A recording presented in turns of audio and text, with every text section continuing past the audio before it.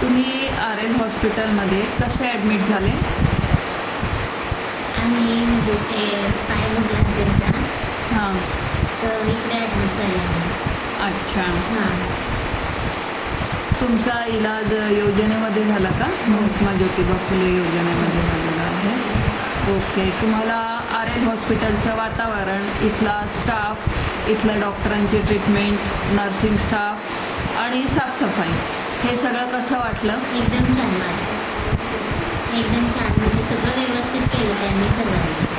अच्छा. हो. महात्मा ज्योतिबा फुले योजनेचे सगळे फायदे मिळाले तुम्हाला? हो. डबा वगैरे सगळं मिळालं. तुम्हाला RL हॉस्पिटलच्या डेव्हलपमेंटसाठी काही सूचना द्यायच्या आहेत का?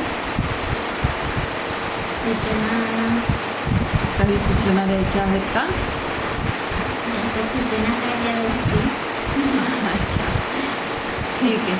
थँक्यू.